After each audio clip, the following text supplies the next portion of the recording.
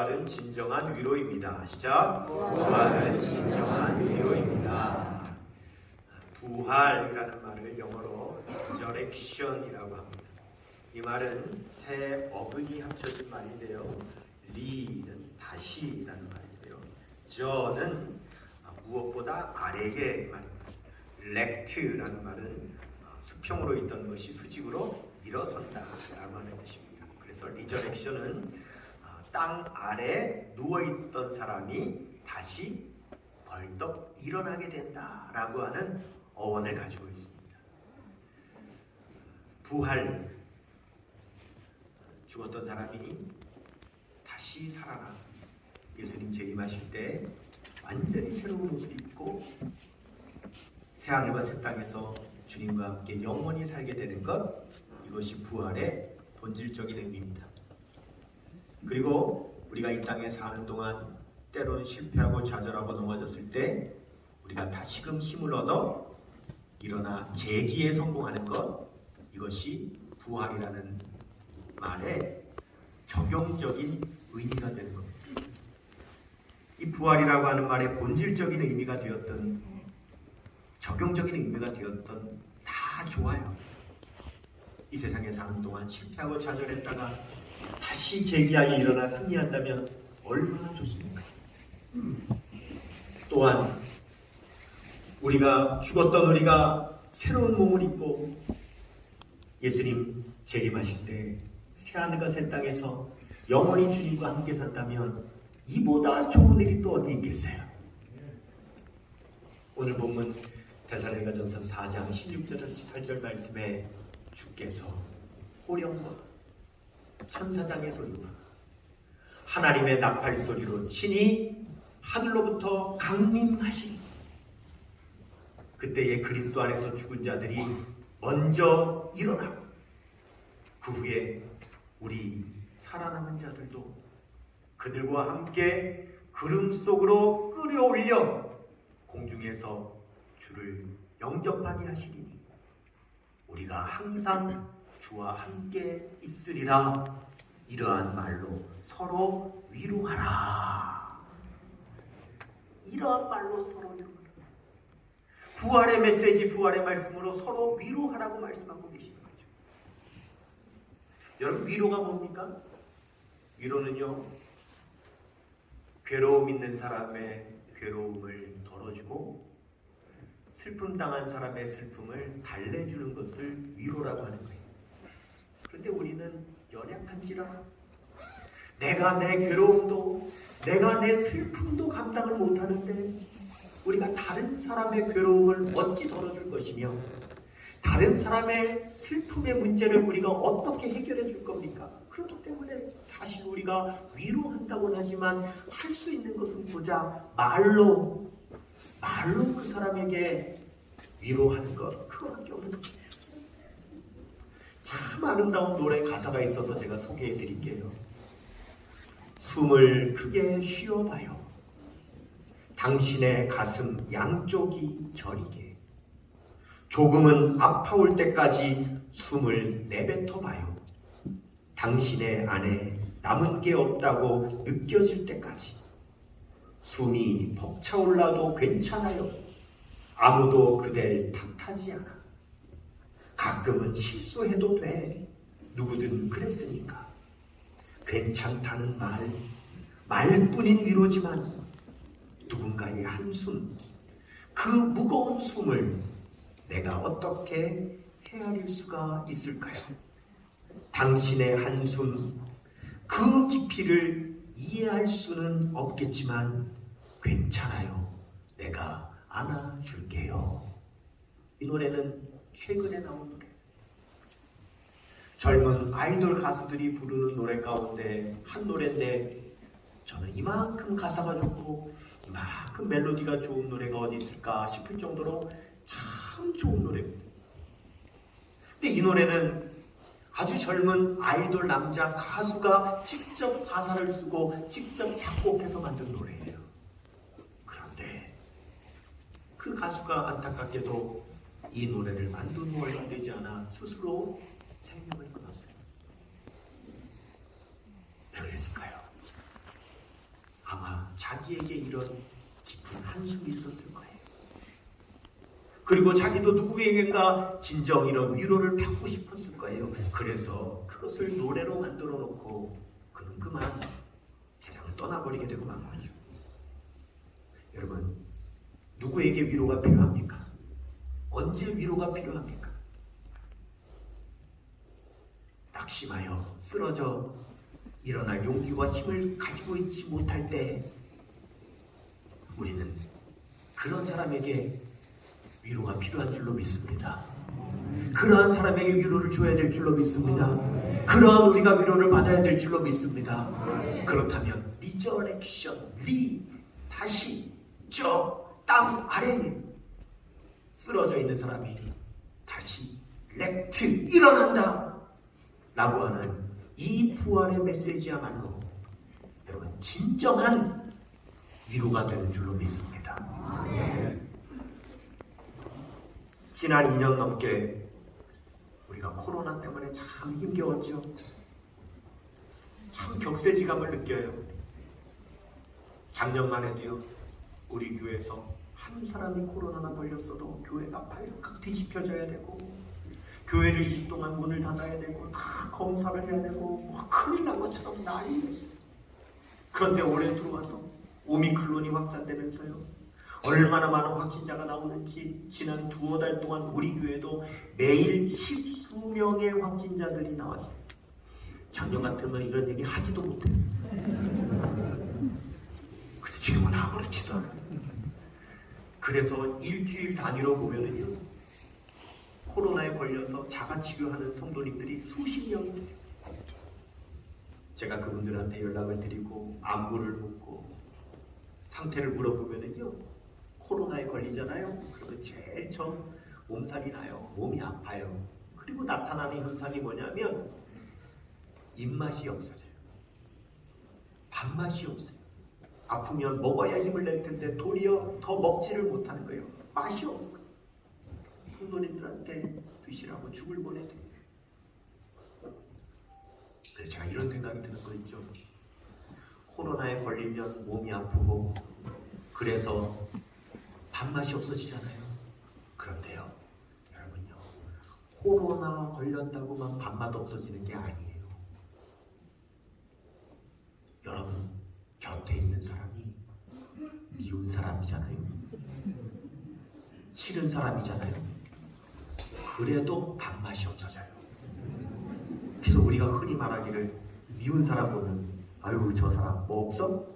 밥맛 없어. 그런단 말이에요. 아 그렇구나. 여러분 보세요. 우리 옆에 미운 사람이 있으면 우리 몸이 코로나 걸린 것처럼 되는 거예요. 그래서 코로나 걸린 사람이 밥맛 없듯이 우리 옆에 미운 사람이 있으면 우리 몸이 그렇게 되니까 동일하게 우리 밥맛이 없어지는 거란 말이에요. 그래서 우리 옆에 있는 사람이 밥맛이 떨어지는 사람이 아니라 우리 옆에 있는 사람 때문에 밥맛이 돌게 되는 사람이 옆에 있는 것이 얼마나 중요한지 몰라요. 그래서 여러분 옆에 있는 분한테 이렇게 한번 인사해 주세요. 당신을 보니 밥맛이 납니다. 당신을 보니 밥맛이 납니다.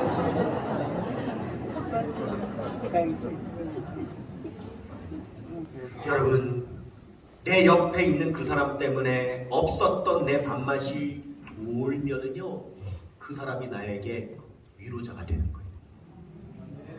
나 때문에 내 옆에 있는 사람이 밥맛이 돌게 되잖아요. 그러면 내가 그 사람에게 위로자가 되는 거예요. 그럼 우리가 어떻게 위로해야 될까요? 어떻게 그 사람에게 밥맛이 돌게 해줄 수 있을까요? 바로 오늘 데살로니가전서 4장 18절은 말씀합니다. 이러한 말로 서로 위로하라.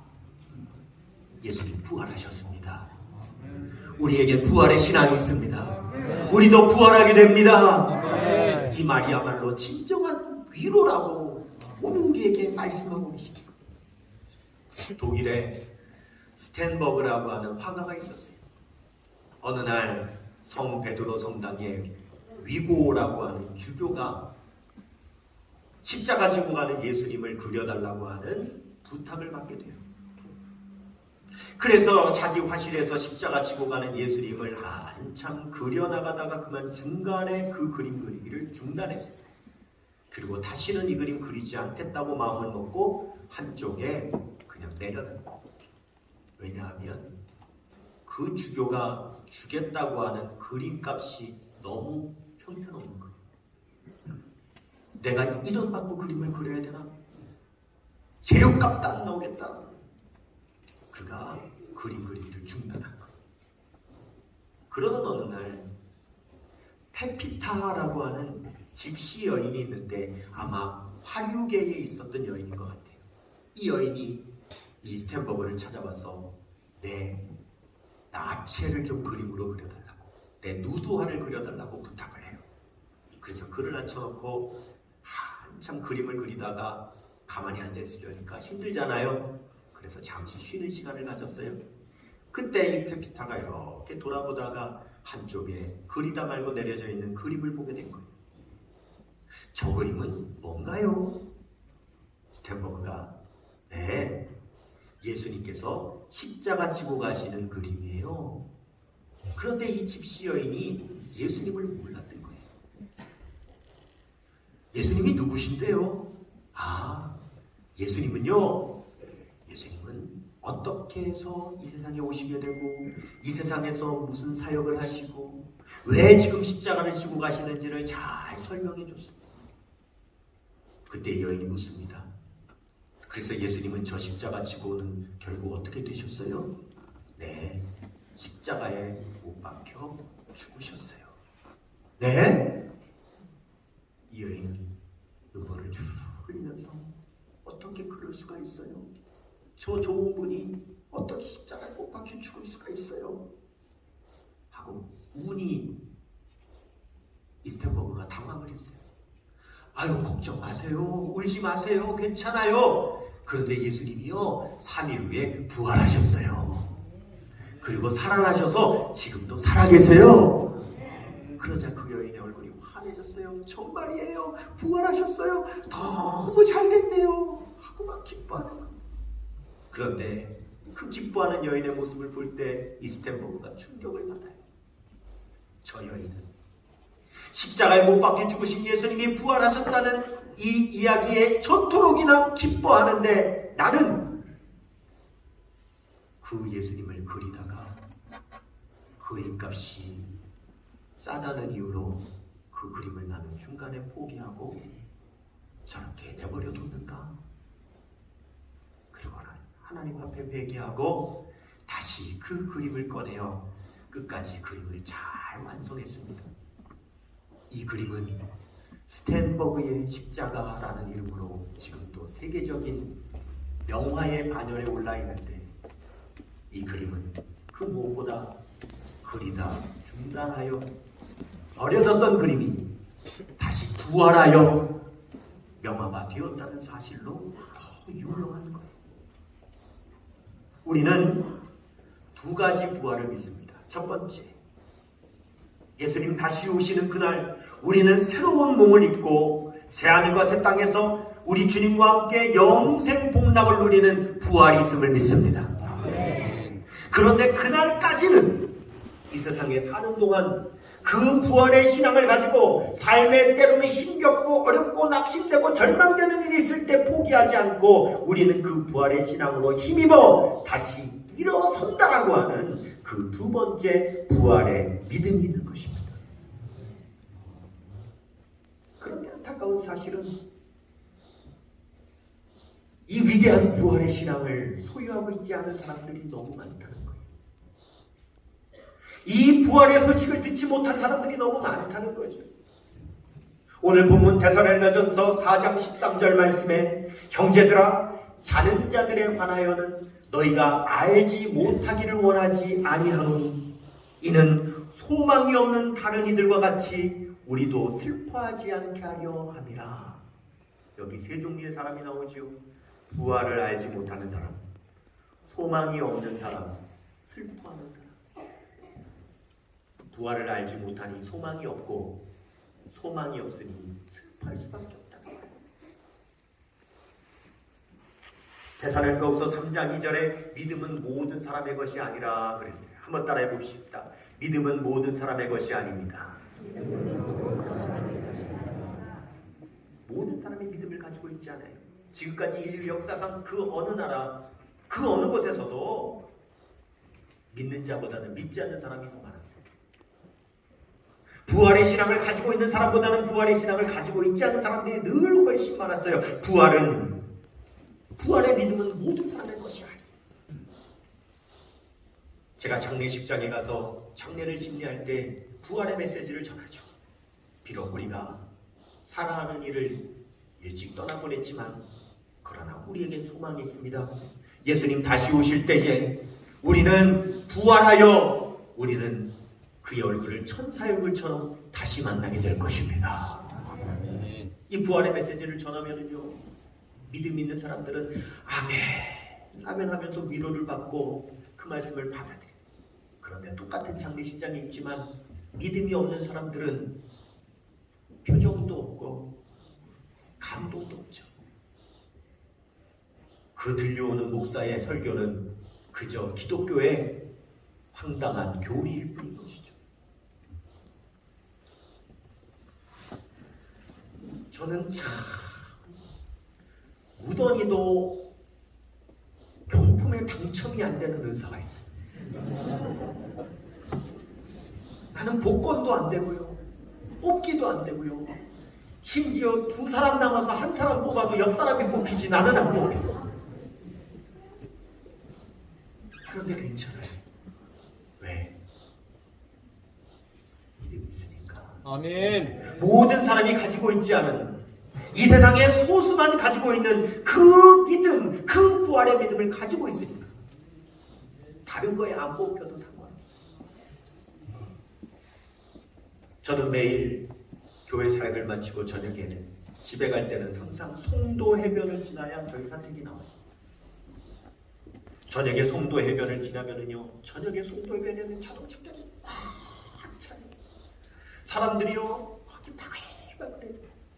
송도 해변에 치킨집, 호프집, 조개구이집, 소주집에 사람들이 바글바글해요.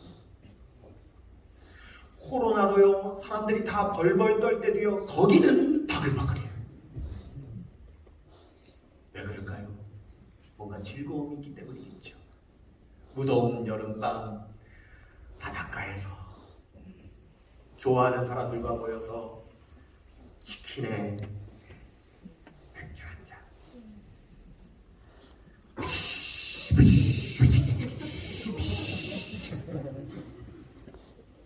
조개구이에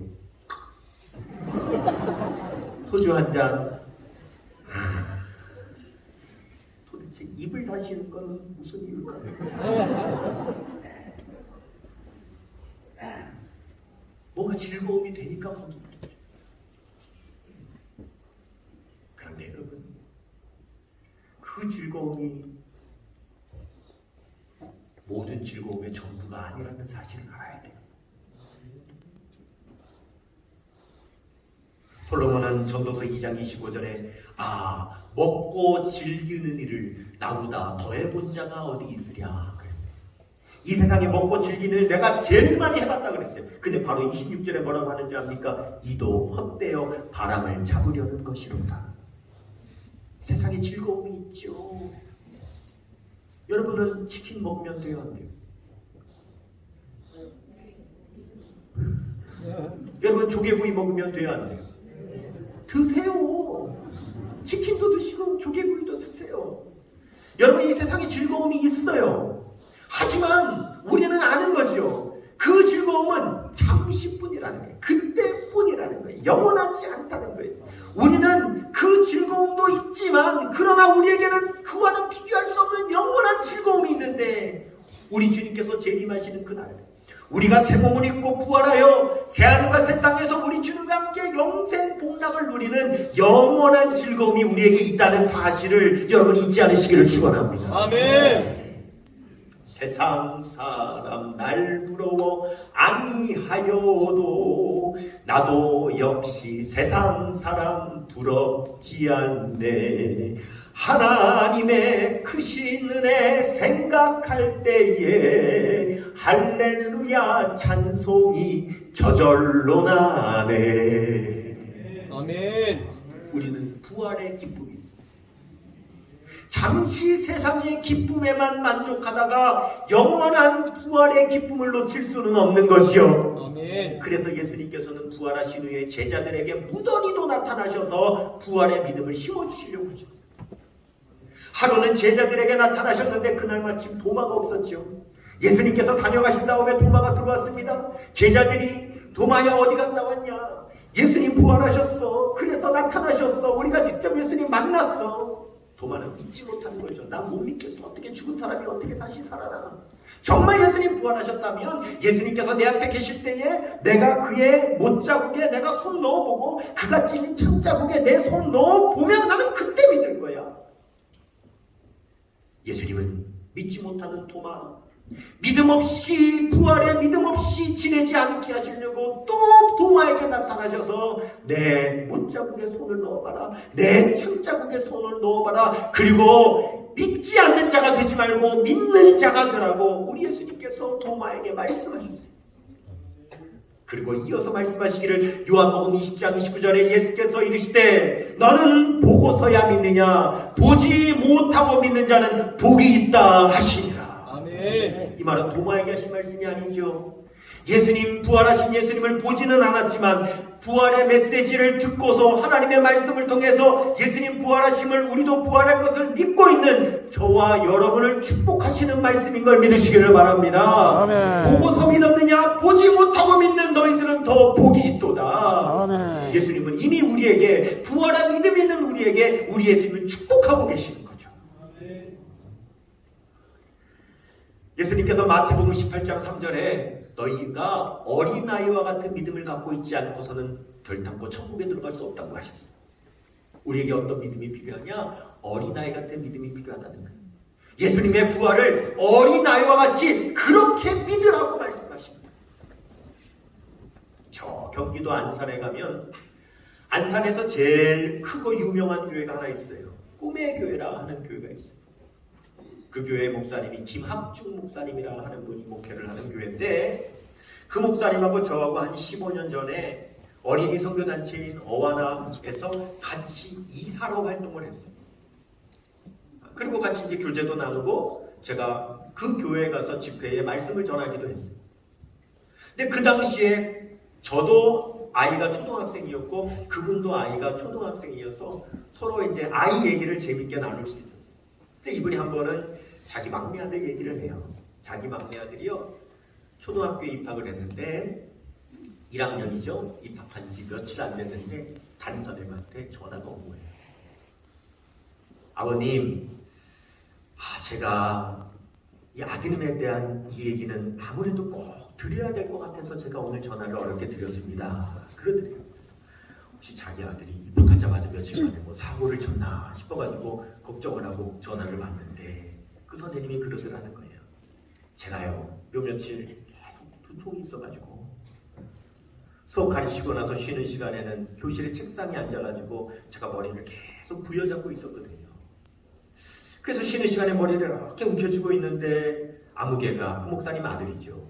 뚜벅뚜벅 걸어 나오더니 선생님 어디 아프세요?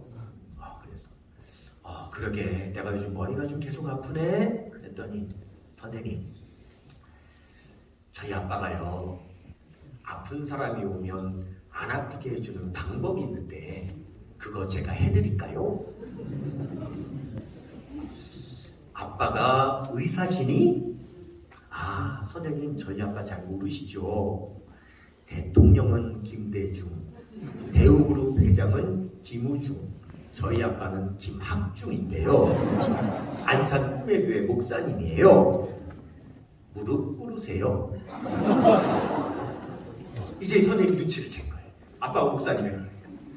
그래서 차마 무릎은 못 꿇겠고 아이들 앞에서 그래서 머리만 살짝 뒤밀었대요. 그랬더니 아이가 선생님 머리에 손을 얹고 나사렛 예수의 이름으로 명하노니 두통은 사라질지어다. 병만은 떠나갈지어다. 예수님 우리 선생님 두통을 낫게 하여 주시옵소서. 주시옵소서. 선생님 아멘 하세요.